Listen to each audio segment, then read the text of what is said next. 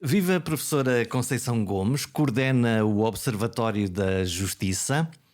Pergunto-lhe, a nossa justiça está a ser justa conosco? Hum. Essa é uma pergunta, enfim, que não pode ter uma resposta de sim ou não, não é? Certamente que há justiça que não é justa e há justiça que é justa, portanto, não é possível de sim ou não se olharmos de facto para os casos em concreto. Se olharmos de facto para a política de justiça, para a justiça no seu desempenho, na sua globalidade, também não é uma pergunta de sim ou não, quer dizer, há realmente situações, tribunais, há ações dos atores que realmente, enfim, não são justas, se quisermos, do ponto de vista do respeito pelos direitos, numa perspectiva global dos cidadãos, e estou aqui a falar dos direitos de acesso à justiça em tempo razoável, estou a falar dos direitos, o acesso aqui, numa perspectiva geral, que inclui, por exemplo, o tratamento digno nos tribunais, naturalmente a uma qualidade e a uma eficiência nas decisões, e portanto há aqui zonas onde temos ainda um longo caminho a percorrer. Há outros casos onde de facto as coisas não são assim tão graves, portanto, mas acima de tudo o que é um bocado avulso, um bocado casuístico, quer dizer, quando nós estamos a dizer de facto que há situações onde talvez a situação realmente, os casos não sejam assim ou tão graves, é porque não há ainda um padrão de qualidade que nós possamos, enfim, dizer que realmente do ponto de vista de padrão, em geral, é tendencialmente justa neste sentido, não é no sentido da decisão em si mesma, estou a dizer no sentido, de facto, de um tratamento de cidadania, neste sentido, realmente nos tribunais. O que quer dizer que para nós, enquanto cidadãos, aqui o que está em causa aqui é a previsibilidade. É nós, quando precisamos do sistema de saúde, pode tudo correr bem e as coisas funcionarem dentro dos prazos e respondendo às nossas necessidades, mas há casos pontuais onde as coisas não funcionam e isto em termos de comunicação, quer institucional por parte dos tribunais, quer para nós enquanto cidadãos, é uma coisa que nos levanta dúvidas. Lá está. Afinal, isto funciona, não funciona? Comparado com outros sistemas, estou a pensar, por exemplo, no sistema da saúde ou da educação, onde os portugueses são muito exigentes e muito vocais quando as coisas não correm tão bem. Na justiça, aparentemente, os cidadãos, nós, somos um bocadinho menos exigentes, menos vocais, ou não percebemos muito bem o que é que está a acontecer e, portanto, mantemos um bocadinho afastados. Sim, por um lado, de facto, o sistema de justiça é realmente, do ponto de vista, digamos assim, cultural, talvez mais distante do que a saúde, na sua compreensão, quer dizer, ainda é algo labiríntico, na sua linguagem, na sua estrutura, talvez a maioria dos cidadãos tenha alguma dificuldade em perceber qual é o papel do Ministério Público, enfim, o juiz talvez e o advogado se compreenda, mas de facto outros atores, há aqui mais alguma dificuldade, embora penso que essa distância de compreensão se tenha vindo a esbater. Coisa diferente é o conhecimento dos direitos, quer dizer, acho que as pessoas de facto compreendem e têm um bom conhecimento dos seus direitos em geral, o problema é depois do seu exercício. Há uma grande diferença entre eu saber que tenho um direito e eu depois ser capaz, ter a capacidade de o exercer, quer dizer, esta mobilização dos direitos é outra coisa e é diferente. Agora, é preciso também termos em conta que a saúde, a educação, são setores pelos quais, enfim, quase 100% dos cidadãos alguma vez contactaram e passaram, não é? A justiça é diferente. Os inquéritos que têm sido realizados mostram que apenas entre à volta de 25%, se 25% a 30% dos cidadãos portugueses alguma vez tiveram contacto com o sistema de justiça, seja na sua qualidade de partes, testemunhas, quer dizer, ainda é vulgar nós ouvirmos pessoas, enfim, já com alguma idade dizerem eu nunca vi um advogado, eu nunca entrei num tribunal e, portanto, dizerem isso com algum orgulho quando o vão fazer até se sentem assim um bocadinho, enfim, diminuídos na sua condição de cidadania, porque que de alguma maneira agora tenho que entrar em contato com o sistema de justiça. Realmente isso tem a ver de facto com esta ideia de que a justiça é alguma coisa de punição, quer dizer, enquanto e não na perspectiva de algo para defesa dos direitos das pessoas, quer dizer, da mobilização a meu favor dos direitos. Portanto, é um pouco esta carga que se eu tenho que ir à justiça, alguma coisa está errada comigo, porque, enfim, eu não fui capaz de resolver os meus conflitos, os meus problemas, ou o que quer que seja, fora dos tribunais, portanto, numa perspectiva negativa, não é? E, portanto, eu penso que tem a ver com isso, que realmente com esta ideia, por um lado. Por outro lado, e isso é que eu penso que é realmente grave, esta ideia de que está a fazer algum caminho, de que a justiça é tão lenta, está-se a tornar inacessível, que não vale a pena, não é? E isso não valer a pena quando estamos a falar de facto de direitos, isso é grave, não é? Eu li num artigo que publicou no Jornal Público que eu gosto do título, que é: não podemos resolver os problemas da justiça limitando o acesso aos tribunais. A limitação é o quê? É o tempo? É a complexidade? É o custo? De que é que estamos a falar? De que é que estava a falar?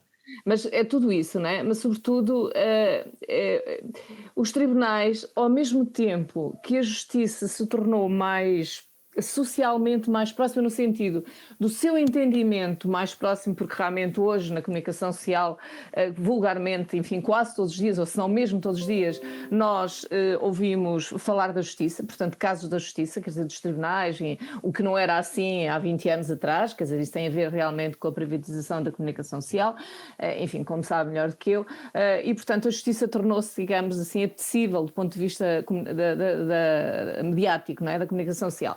E, portanto, hoje isso tornou-se mais próximo. Ao mesmo tempo que isso foi assim, os tribunais, de facto, a justiça em geral, mas mais os tribunais, porque realmente a justiça também não se faz só nos tribunais judiciais, também se faz nos julgados de paz, também se faz noutras instâncias, mas os tribunais tornaram-se mais distantes.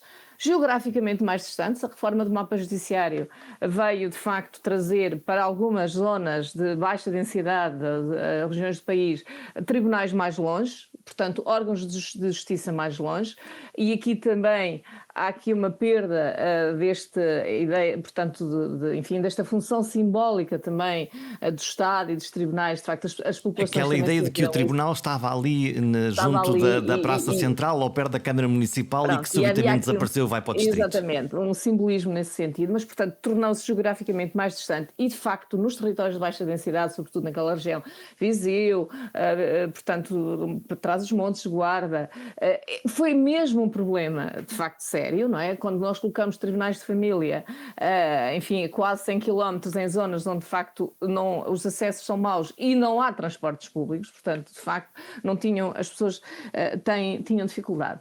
Mas também não se investiu nesta proximidade social, no sentido de os tribunais se tornarem espaços de cidadania no atendimento das pessoas, na forma como os tribunais comunicam com os cidadãos, na linguagem, de facto, que continua a ser indecifrável, mesmo para juristas, se muitas das notificações que a pessoa recebe remete para o artigo do decreto-lei, enfim, e que depois desse decreto-lei vai para outro decreto-lei. E, portanto, eu acho que, quer dizer, a justiça assume-se como algo que, de facto, precisa de ser distante, recatado, para que ela seja, digamos assim, respeitada, não é?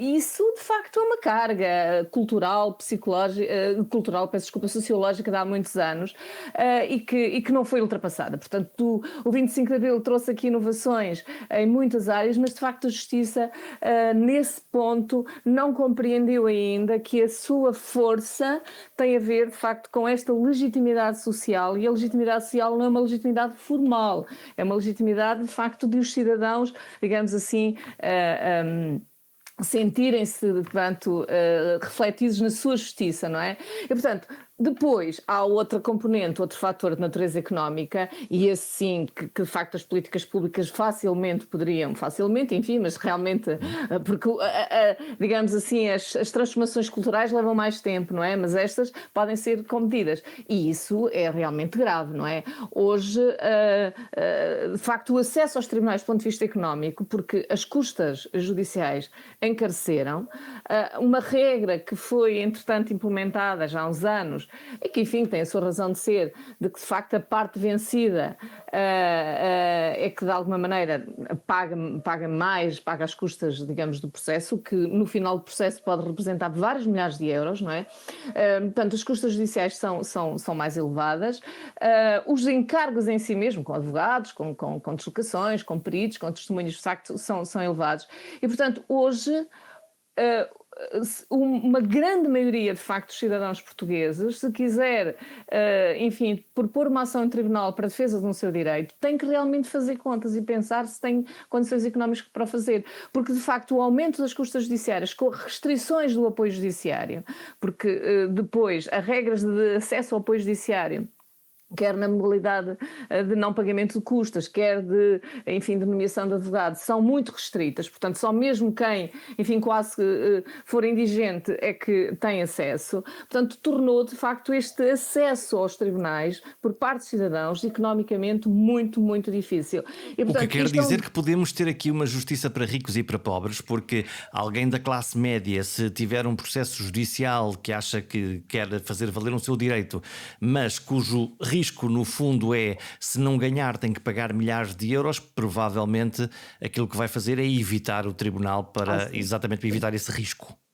Não, quer dizer, independentemente, mesmo que se ganhar, e se tiver mesmo muito direito, a mobilização em si mesma é cara, não é? Porque as pessoas têm que ir pagando, não é? Têm que pagar. Cara é o quê? O que é que pode custar num processo, enfim, num processo normal em tribunal, fora as custas com os advogados? O tribunal, ele próprio, pode custar quanto?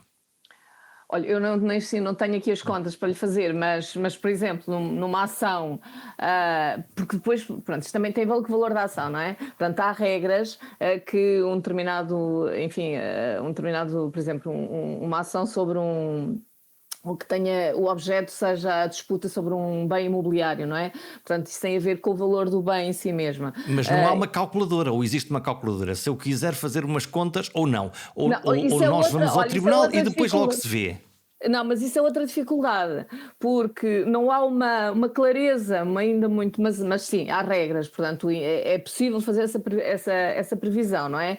Mas numa ação, enfim, acima de 50 mil euros, ou portanto logo à partida tem que se pagar logo umas centenas de euros de custas, acho que são 800 e tal, não tenho bem a certeza, mas portanto logo no início, não é? E depois por aí fora, mas por exemplo, se tiver peritos para avaliarem o imóvel, é mais os encargos, portanto facilmente se atingem os vários milhares de euros, facilmente, não é? Mas isso é outra dificuldade. Portanto, há regras, mas há boa maneira portuguesa, como nós de facto fazemos alterações sobre alterações sobre alterações, não é? Qualquer código, qualquer legislação rapidamente fica com várias alterações. Portanto, às vezes isto torna-se um bocadinho labiríntico, não é? Que é preciso andar à procura de facto do que é que foi alterado. Portanto, não há uma clareza, digamos assim, imediata, embora haja de facto regras e haja uma tabela, mas é preciso aqui algum esforço não é intuitivo para o cidadão, não é, no geral, não é? Quando um cidadão recebe uma carta registada do tribunal, venha cá como testemunha,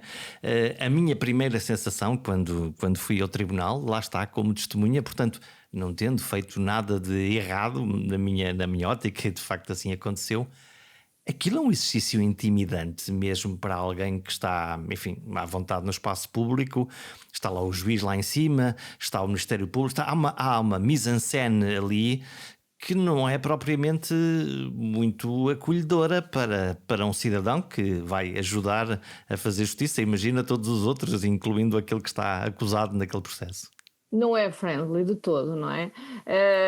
Eu tenho de facto, não é um espaço amigável para o cidadão. Já há uns anos muito largos, enfim, há mais de 10 anos seguramente, porque estes 2 anos da pandemia levaram-nos também a uma, a uma ideia geral. De facto, parece que se apagou entre nós portanto, esquecemos às vezes de somar estes 2 anos.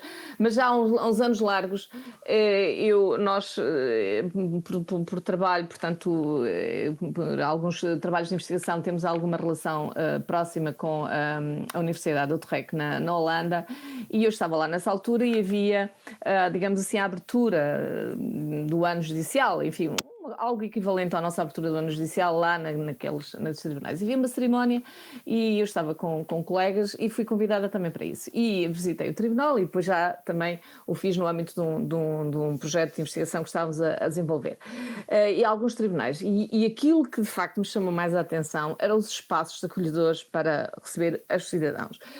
Desde sofás, desde cadeiras, desde, enfim, os espaços para as pessoas colocarem os seus casacos. Porque, enfim, Aqui esperamos no corredor do tribunal à um espera que nos país chamem. frio, de facto, com plantas, e isso vi-se em vários tribunais, porque realmente é impensável as pessoas ficarem ali de pé e terem esses espaços. De facto, nós não nos preocupámos com isso. Eu lembro-me quando visitei o Palácio de Sintra há uns anos já largos, logo depois da sua construção, aquilo era impressionante, porque tínhamos corredores, espaços enormes, halls enormes, quase sem cadeiras, sem bancos para as pessoas se sentarem. Portanto, não há essa preocupação desde logo isso. E agora imagine se é assim para as pessoas em geral, ou os adultos, agora imagino que é assim também para as crianças, quando as crianças são ouvidas, para vítimas de violência doméstica, para pessoas de facto em situações de especial vulnerabilidade que realmente não sentem acolhimento do espaço em si mesmo, e por exemplo no caso das vítimas, no caso das crianças, no caso das pessoas com especial vulnerabilidade, mesmo na sua forma enquanto são ouvidas. Ainda temos casos em que as vítimas são ouvidas pelo funcionário num espaço comum em que tem que falar muito baixinho para que alguém ao lado não ouça, numa secretária, e portanto isto é absolutamente inadmissível, mas não há uma sensibilidade, isso eu não vejo, em geral, de facto, para corrigir este tipo de situações, porque elas em si mesma não, quer dizer, não me parece que se exigisse assim, um custo financeiro tão elevado, até porque gastamos dinheiro noutras funcionalidades que, enfim, que são discutíveis, como por exemplo esta criação em geral em todos os tribunais de uns sistemas de senhas e de balcões e, enfim, muito tecnológicos, que em alguns tribunais com muito movimento certamente farão sentido, noutros, enfim, pronto, é sempre bom, mas quer dizer, mas é tudo quando os recursos são finitos,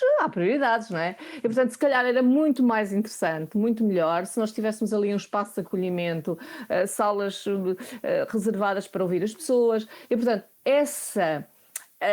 pronto, desde logo começa com os espaços, não é? Portanto, mas depois a própria atitude, quer dizer, há de facto a ideia de que realmente o tribunal é isso, tem que ser distante, as pessoas têm que ter aqui muito formalismo, de facto tem que se dirigir às pessoas de uma maneira muito formal, muito distante, tudo enfim, fazia sentido isso, de facto, no século passado. Hoje em dia, nesse campo, temos de facto muito que trabalhar e que fazer. Agora, a minha grande preocupação é que eu não vejo esta autorreflexão dentro do sistema, quer dizer, o sistema ainda não percebeu, o sistema judicial. Quem é o sistema? Estamos a falar de quem? O sistema judicial, os atores, de facto, os principais atores do sistema judicial, aqueles que têm competências de gestão, os Conselhos Superiores das Magistraturas, naturalmente, a Procuradoria-Geral da República, os órgãos de gestão das comarcas que entretanto, porque realmente demos alguns passos do ponto de vista organizacional, mas depois falta esta autorreflexão. E eu acho que o que realmente de alguma maneira aqui precisamos é esta abertura, esta abertura para a compreensão de que de facto isto são fatores relevantes para a própria lá está, a legitimação social do próprio sistema de justiça, quer dizer, se eu for ao tribunal e ele for um espaço friendly para mim, não é? Um espaço amigável, onde eu realmente não me sinto intimidada, eu tenho uma percepção, ficou uma percepção diferente. Agora, se tudo, de facto, desde o não respeito pelos meus horários, quer dizer, enfim, eu acho que aí nesse campo já se fez aqui algum caminho, não é? Porque antes, por exemplo, convocava-se todas as pessoas para aquelas 9 horas da E lá manhã, e estávamos depois... todos às 9 da manhã e metade de Exatamente. nós éramos Portanto, dispensados e aquilo era mais complicado. exatamente. E acho que já se está a fazer algum caminho. E, portanto, eu acredito mas ainda temos imenso caminho a fazer. Há Sim. uma das coisas que mais me fascina, o que eu menos compreendo e que gostava de obter a sua opinião, que é as sentenças, os acórdãos dos tribunais são muito longos, são muito complexos e difíceis de decifrar. Tem que ser mesmo assim. Eles têm mesmo que ter aquele peso, aquela complexidade e tantas palavras para tomar uma boa decisão. Olha, sim, não. Tem que, e vou-lhe explicar porque não deve ser assim, não tem que ser assim, mas eu percebo que os juízes façam isso. Porquê? Porque depois os magistrados são inspecionados. É um E, mecanismo de portanto, defesa? eu penso que é um mecanismo de alguma maneira porque temos que compreender que eles são inspecionados, portanto, eles na sua ação, digamos assim, no desempenho da sua função e sobretudo nas decisões, porque depois a socialização dos magistrados, do ponto de vista até do seu pessoal, mas também profissional, ela faz-se dentro de FAM, que é um espaço, portanto, internamente, quer dizer, não há, no seu processo de formação, praticamente não há influências exteriores, não é? Portanto, Portanto, no fundo, aquelas sentenças ou acórdãos são feitas para tomar uma decisão, mas de facto para serem avaliados inter pares, dentro da tribo. é assim que eles aprenderam. Ponto número 1, portanto, foi a sua formação. Portanto, aqui temos que ir à formação. Portanto, a formação no SES é uma formação que foi assim, quer na componente de escola, quer depois com os seus formadores. Portanto, tem aqui, realmente são centrais na forma como os magistrados vão depois desempenhar posteriormente as suas funções. Portanto, por isso é que há muito tempo nós defendemos que é preciso, de facto, aqui uma revolução forte neste sentido na formação. Nós temos a mesma estrutura, a mesma organização, a mesma cultura formacional desde a criação do SES em 79, portanto já passaram estes anos todos, várias décadas, o mundo mudou, há imensas transformações, mas de facto a formação dos mestrados não incorpora na sua organização, na sua estrutura essas transformações, portanto é assim que eles aprenderam. E depois as inspeções provavelmente é isto que avaliam, não é? E, portanto, eu percebo do ponto de vista dos magistrados, portanto, eles realmente vão fazer esta fundamentação e depois o copy-paste das tecnologias veio ajudar a essa, portanto, é muito fácil. Portanto, os advogados, os cidadãos não, porque não, mas o que é que fazem? Passam aquelas folhas todas, portanto, aquilo ninguém liga e depois vão lá para a parte Tiram a final. palha do discurso e vão à substância Vão lá daquilo para que o é importante. dispositivo, né, que é a parte final, em que de facto percebem realmente a parte final. Evidentemente que isso deve ser alterado, embora eu não me pareça que isso ocupe muito tempo aos mestrados, porque, enfim, aquelas fundamentações, muito daquelas fundamentações do ponto de vista teórico, Já estão pré-feitas. aquilo já está aquilo assim mais ou menos Portanto, no fundo, organizado. são justificações para a decisão que o magistrado tomou. Mas do ponto de vista da inteligibilidade, Do não é? cidadão, o cidadão Exatamente. houve uma decisão de um juiz É. e diz: Ok, digam-me lá o que é que vai acontecer, esta pessoa vai ser presa ou não vai, ou vai ser multada ou não vai ser multada, porquê? Qual é a boa razão para isso? Ok, e depois justificar com as Claro. leis, e isso Porque provavelmente depois, é se importante. reparar, o próprio dispositivo, digamos assim, da decisão, que é a decisão em si mesma, não é? Que é que interessa, ela depois não é explicativa, não é? Não É é muito encriptada. explicativa. No fundo, Exatamente, e portanto, isso é enfim, há vários anos que essa questão de vez em quando vem no debate, mas depois, de facto, as transformações no campo da justiça são extraordinariamente lentas, porque esta dificuldade dos atores ouvirem, digamos assim, quem está de fora, ouvirem a sociedade, ouvirem de facto outras percepções, outras leituras com base noutras disciplinas, da sociologia, da psicologia, e de facto este é um problema, mas vamos ser o problema de base da formação. Se na sua formação eles fossem, digamos assim, socializados no sentido de dar importância de facto a outras leituras, à interdisciplinaridade, à multidisciplinaridade, de facto, realmente na sua profissão eles também o fariam, mas não são, e portanto há realmente aqui um problema de base, que enfim, já lá não vou atrás às faculdades de Direito, porque também deixa muito a desejar, mas de facto depois na formação, sim, e penso que aqui é que é o grande problema. Já passamos pelo tema, é quase inevitável que todas as conversas por estes dias, por estes 2 anos, acabem por desaguar na pandemia, sendo que aqui no caso da pandemia houve obviamente um conjunto de decisões, nomeadamente as declarações dos estados de emergência e por aí fora. Nestes 2 anos nós fomos longe demais, isto é, as decisões restritivas às nossas liberdades individuais, com toda a justificação que nós conhecemos, foi longe demais ou não no impacto dos nossos direitos individuais, enfim, de circulação, de todos aqueles que foram de alguma maneira limitados para conter o vírus? Olha, eu que sou uma acérrima defensora dos direitos e de facto da não limitação dos direitos, penso que isso, enfim, eu penso que nós temos que compreender. Não há direitos absolutos, incluindo o direito à vida, de facto não há. Portanto, os direitos estão sempre, digamos, em tensão uns com os outros. E o que é preciso é realmente encontrarmos esse equilíbrio entre os direitos, de facto, dos cidadãos em geral, enfim, à liberdade de circulação e outros direitos que têm a ver, de facto, com as liberdades, mas depois com alguma restrição, em nome de outros, também de outros direitos, nomeadamente da saúde pública, de facto do bem-estar coletivo.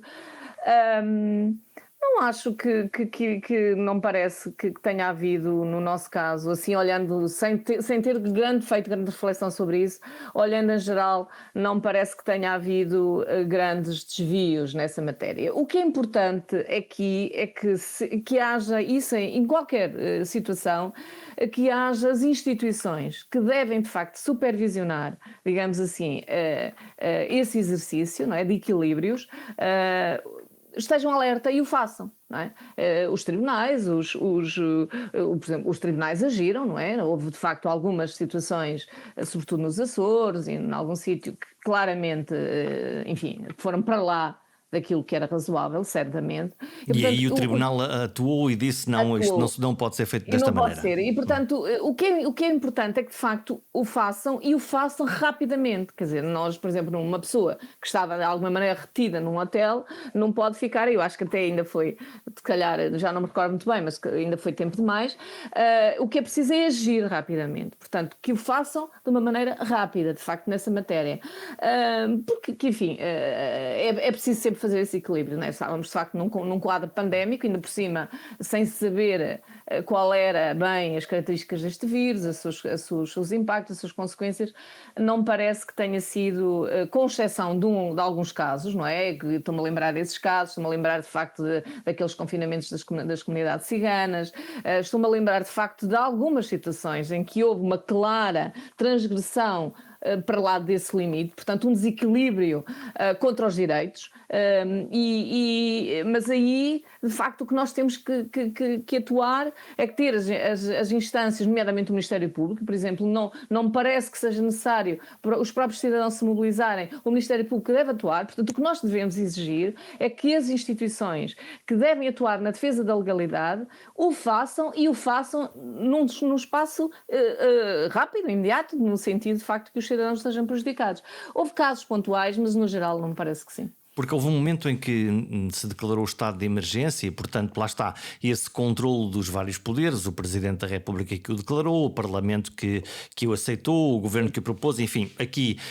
Mas houve momentos em que, não acoberto este estado de emergência, há algumas regras mais administrativas que também foram aplicadas e aí é legítima a dúvida do cidadão perceber isto está no ponto certo ou não.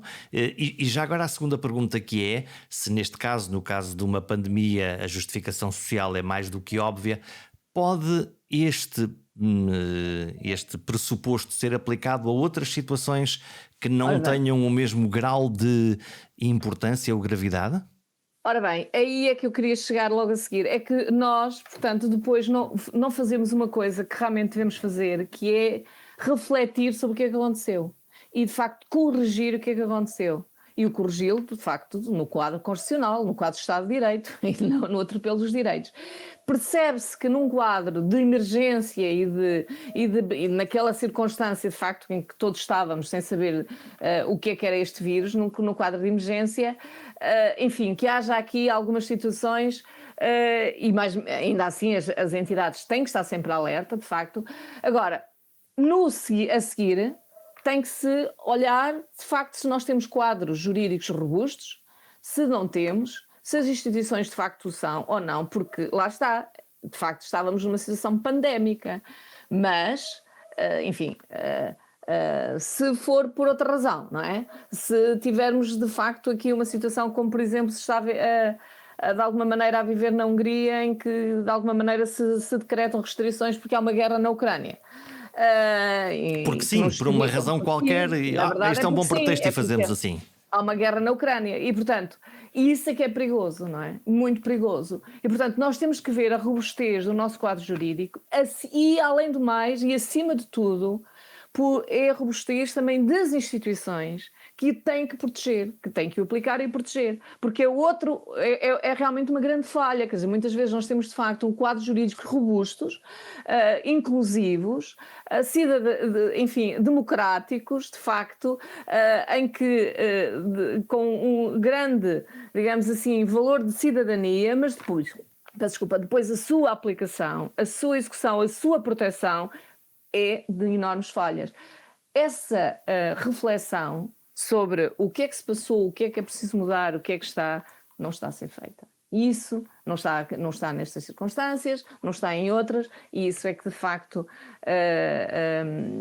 está a falhar. Mas a falha é do poder político, sem dúvida, num primeiro momento, mas também é de nós, das organizações da sociedade civil, Que não das estamos a exigir universidades. que as coisas Não, funcionem. não colocamos enfim, no debate e não fazemos uma pressão nesse sentido. As organizações, as universidades, as instituições académicas, como nós, de facto, temos aqui uma obrigação que também falhamos. Quer dizer, eu acho que há essa falha coletiva em geral.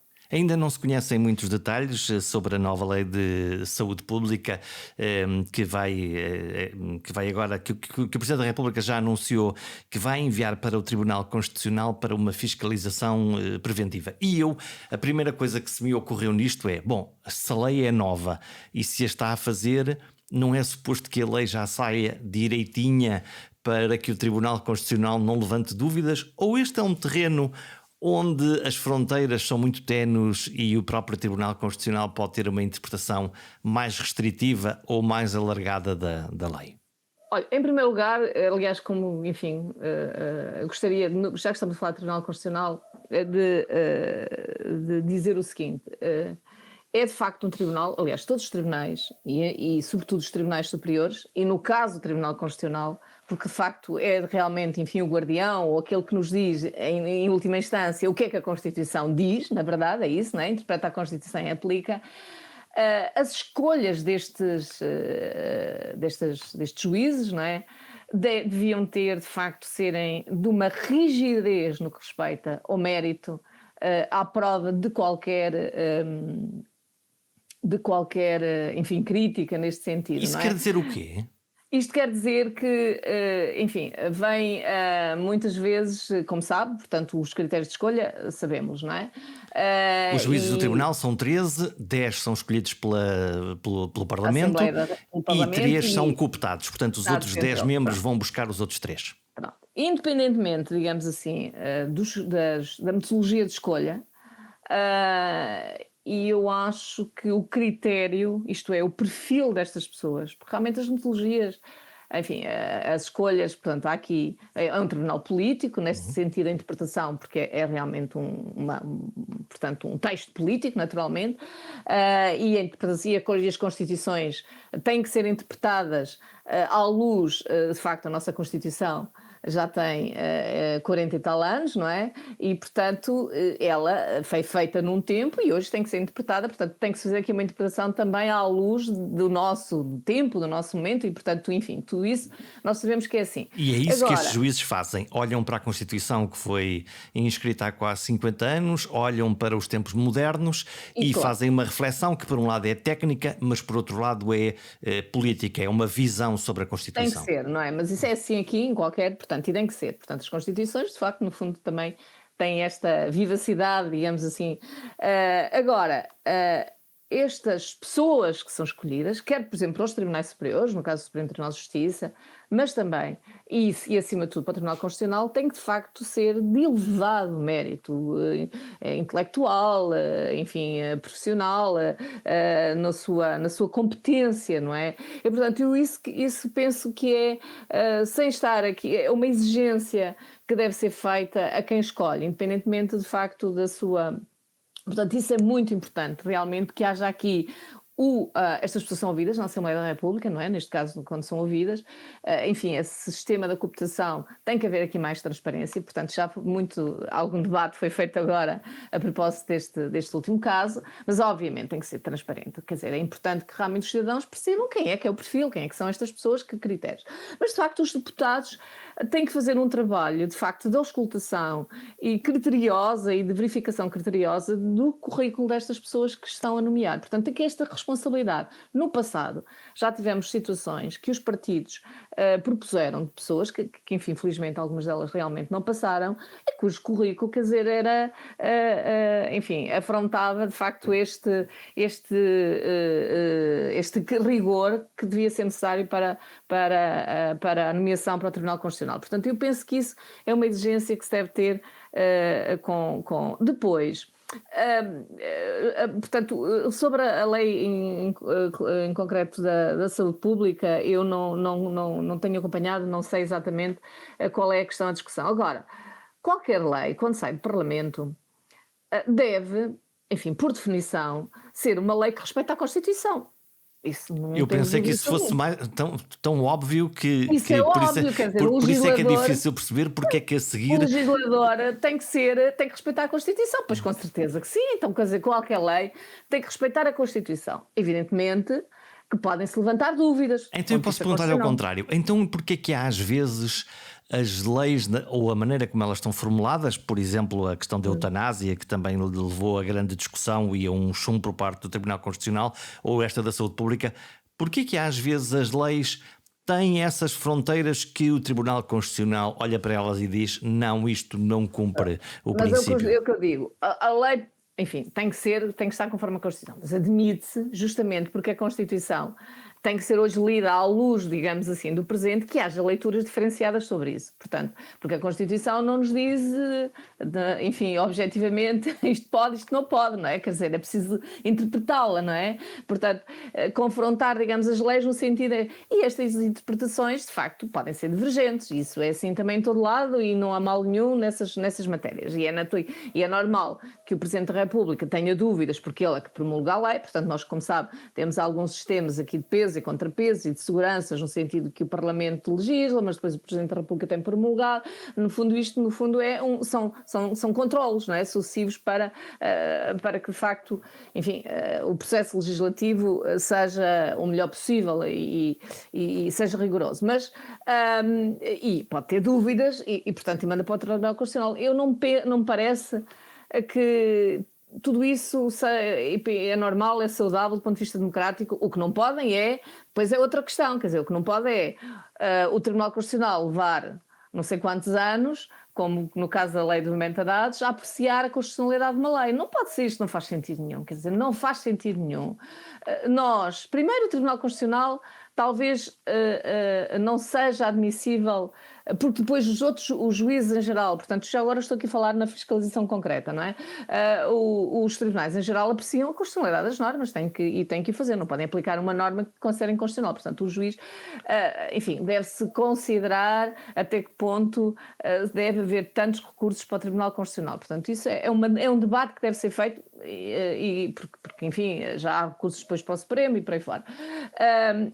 Agora, o que é que se passa? Quer dizer, porquê é que o Tribunal demora tanto tempo? Neste caso, a lei de metadados demorou 2 anos. Portanto, é preciso Dois ver, anos quer para dizer, conseguir avaliar. não pode ser. Então, Portanto, e o é impacto disto? normal. Eu lembro-me de ouvir em declarações públicas dizer ninguém se pode mostrar surpreendido pelo facto do Tribunal Constitucional ter chumbado esta lei dos São metadados. duas coisas diferentes. Então, No caso da lei de metadados, nós temos a jurisprudência do Tribunal de Justiça da União Europeia, que desde 2014 vem interpretando, digamos, à luz da Carta dos Direitos Fundamentais e de outros, no sentido de dizer portanto, que tínhamos as um leis. aviso. Tínhamos um aviso. As leis, digamos assim, em vigor, não era só no nosso país, mas em outros países, de facto, não estavam a respeitar os direitos fundamentais dos cidadãos. Ponto. E então, era preciso revê-las. Portanto, Isso presumo que seja uma condição praticamente imediata, quase diria automática, para ir lá e mudar a lei.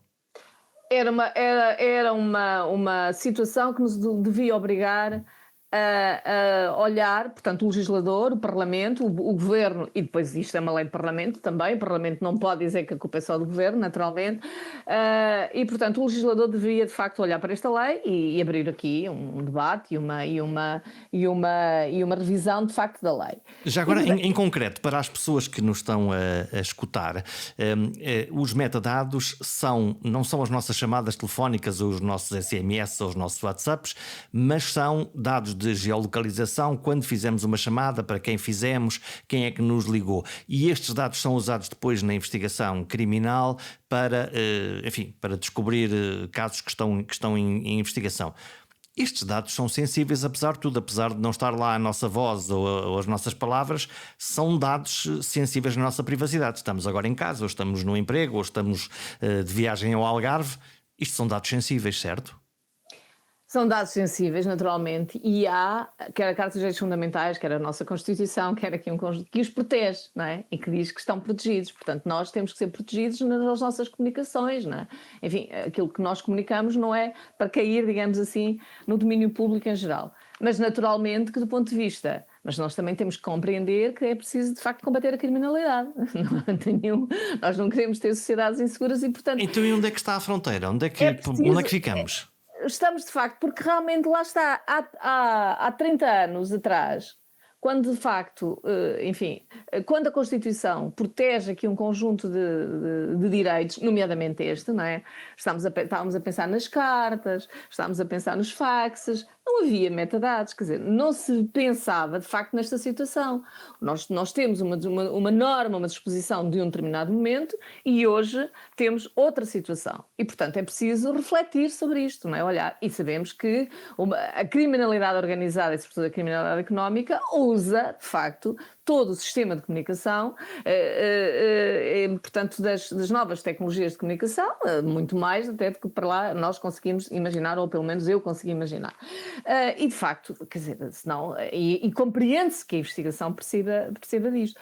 Portanto, o que é, de facto, fundamental é que realmente se haja aqui um equilíbrio entre qual é o problema, porque nós até agora tínhamos uma lei que dizia que estes dados eram guardados de uma maneira geral durante um ano. Depois temos que também pensar quem é que tem acesso, como é que são guardados, quem é que tem acesso. Portanto, há aqui... um conjunto de exigências, de facto, de complexidade, não é? Porque realmente nós estávamos num tempo em que estas comunicações eram em papel, eram materializadas, ou eram por carta ou por fax, para passarmos num outro tempo em que não é assim.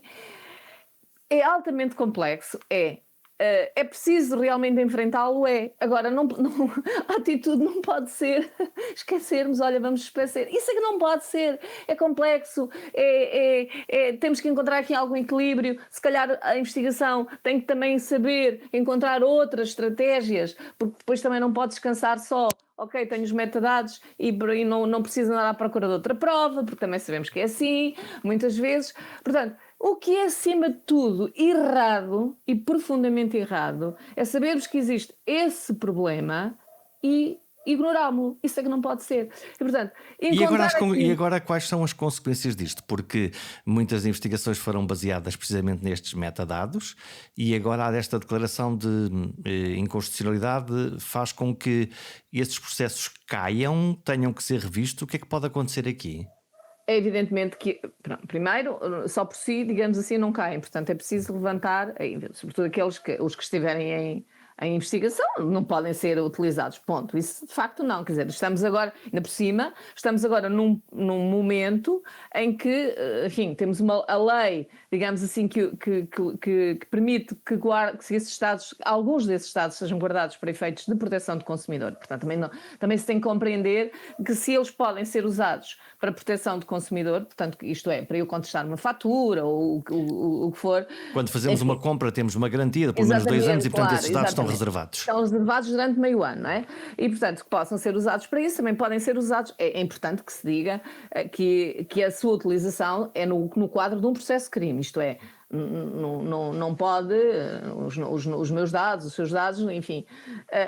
A nossa grande preocupação, a minha grande preocupação, e eu acho que dos cidadãos que ficamos alertas em geral, é como é que eles estão a ser guardados, quer dizer, que tipo de utilização. Quem é que os guarda? Para que é que os guarda? Quem é que os como é que eles espreita? são utilizados? Porque a utilização, digamos assim, para fins de investigação, pressupõe que eu esteja a ser investigada, que haja um processo de crime que me esteja a ser aberto, não é? Se eu não tiver nenhum processo de crime, não é o Ministério Público que me vai lá andar à procura dos meus dados. Isso não é assim. Mas outras, nomeadamente a empresas, se eles não estiverem bem guardados, podem ter acesso a eles, não é? Que isso também é outra E podem vertente. usá-los de uma maneira que pode não ser da Indevida, boa naturalmente, regra. indevida, não é? Já agora, a Portanto, propósito da legitimidade, e nós estamos a terminar esta nossa conversa, uma das minhas irritações prediletas tem a ver com o nosso sistema de controle de radares de velocidade.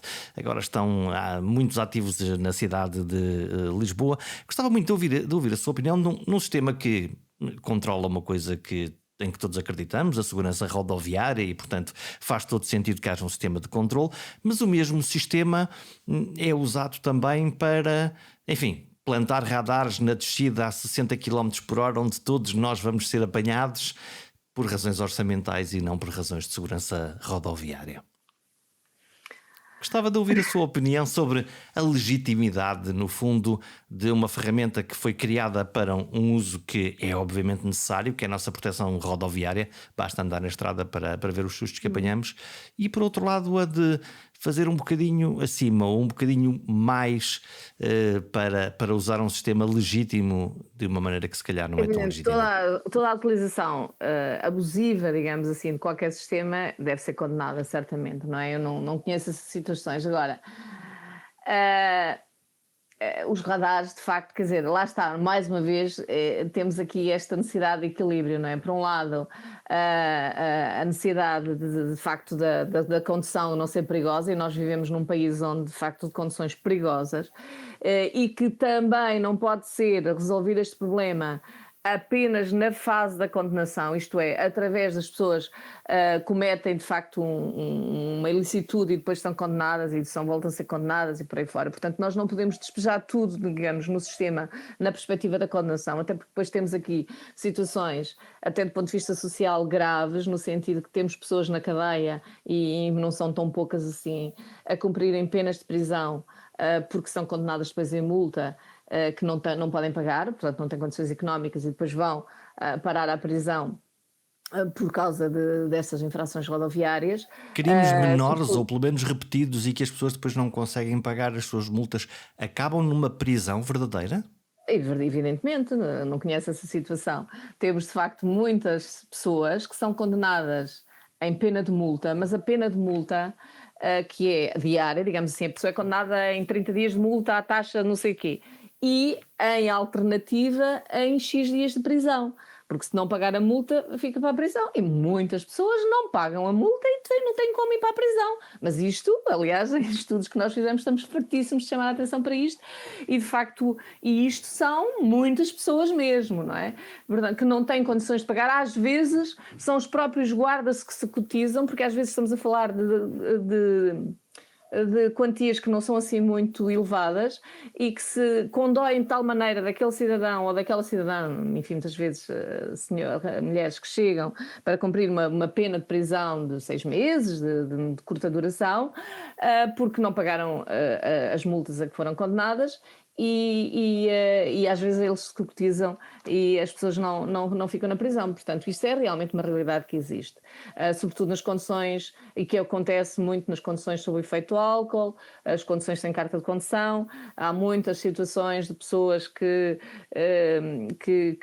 até fazem feiras e, enfim, e outras atividades que precisam da carta de condução, mas porque não têm ou não têm a escolaridade necessária ou, enfim, não são capazes de tirar a carta porque não conseguem, sobretudo, o grande problema deles é no código, não é? E, portanto, tem que haver aqui, lá está, devia haver respostas, quer, enfim, que é de facilidade do ponto de vista das pessoas terem acesso à carta de condução com outras formas de fazerem exames orais e outro tipo de, justamente para que não caiam nisto, mas no caso do álcool, evidentemente que já estão, as pessoas são apanhadas uma, duas, três, se eles têm um problema de alcoolismo, naturalmente, e se não se trata o alcoolismo, Vão continuar a ser apanhados. se nós não temos projetos para tratar o alcoolismo, vão ser continuados a ser apanhados e depois acabam por ir para a cadeia, que também não resolve problema nenhum. Portanto, e isto é um problema social, portanto, é transferir o sistema penal um problema social. Portanto, e não podemos ir só para a condenação. Portanto, a prevenção, seja nessa matéria, seja no caso da corrupção, é fundamental, de facto, a prevenção. Portanto, nós temos realmente que compreender estes equilíbrios que é necessário fazer. A utilização abusiva deles, eu percebo como está a dizer, não é? Que é sempre, muitas vezes, mas a verdade é que a pessoa se calhar ia em excesso de velocidade. Claro. E, portanto, Sim, claro, obviamente. não me parece que eu acho que, enfim, a utilização abusiva é sempre condenável, mas a verdade é que as pessoas estão em excesso de velocidade. Muito bem, professora Conceição Gomes, muito obrigado por esta conversa sobre a justiça que temos, a justiça que compreendemos e a justiça que nos fala e que nós vamos ouvindo, quer compreendamos todo o seu âmbito, quer obviamente ficamos com algumas perguntas para responder. Muito obrigado. Muito obrigada, muito obrigada. Adeus, bom dia, com licença.